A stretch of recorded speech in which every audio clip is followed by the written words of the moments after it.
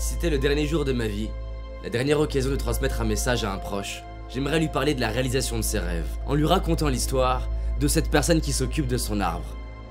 Imaginez un arbre, petit et fragile. Tout pourrait lui arriver. Peut-être va-t-il mourir lors d'une tempête, ou d'un manque d'eau, ou peut-être même des erreurs de cette personne. Alors pourquoi s'en occuperait-elle alors que rien n'assure qu'un jour il devienne un grand arbre? Tout comme cette personne se posait cette question vis-à-vis de son arbre, nous demandons si ça vaut le coup de croire et d'avancer vers nos rêves incertains. Parfois nous avons peur. Peur d'échouer, peur d'être critiqué, peur d'être rejeté. Et pour cette raison nous n'osons pas. Nous laissons des années défiler à attendre que les bonnes circonstances soient présentes.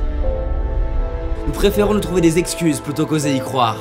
L'excuse de ne pas avoir le bon corps, la bonne enfance, les bons parents, la bonne intelligence. L'excuse que c'est trop dur. L'excuse que certaines personnes ont essayé et ont échoué. Mais vous savez, risquer d'échouer, c'est risquer d'apprendre. C'est risquer d'être fier de soi. C'est risquer d'être heureux. Et peut-être même de réussir.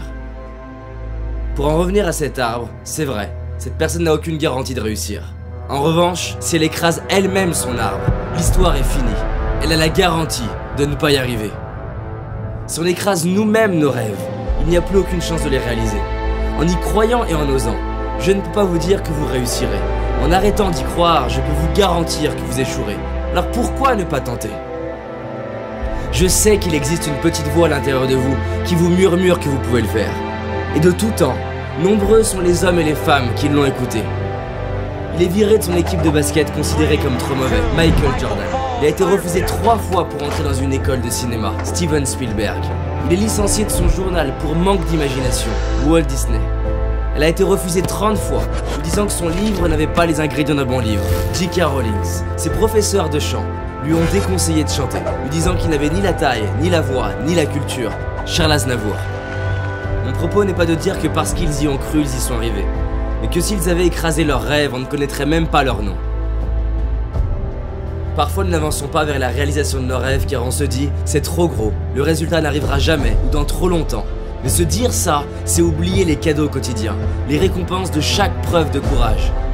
Le but d'un rêve n'est pas seulement d'être réalisé, mais de nous réaliser. On peut perdre notre argent, notre métier, ce que l'on possède, mais pas la personne que l'on est devenu. Combien ça vaut d'être devenu la personne que vous êtes aujourd'hui? Combien ça vaut de pouvoir devenir la personne que vous méritez d'être demain?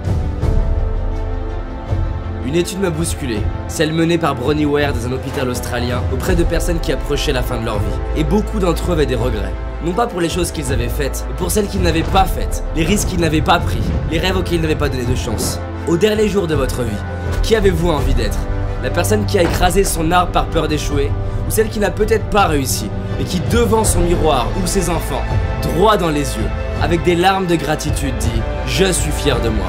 Lorsqu'on dit oui à nos rêves, on inspire ceux qu'on aime à donner une chance à leurs propres rêves. Je sais que par le passé, il y a au moins eu une personne qui a su vous inspirer et vous donner envie d'avancer. Aujourd'hui, nous avons l'opportunité d'être à notre tour cette personne pour quelqu'un d'autre. Et ça, combien ça vaut? Alors oui, nous avons peut-être écrasé quelques-uns de nos arbres, mais il nous reste tout cela. Ils nous attendent. Et comme nous ne savons pas si nos rêves sont possibles ou non, pourquoi ne pas agir comme si tout est possible? Non pas parce que c'est facile, ni même parce que c'est difficile, mais simplement parce que le premier but d'un rêve n'est pas d'être réalisé, mais de nous rendre vivants et de donner un sens à nos vies, ici et maintenant.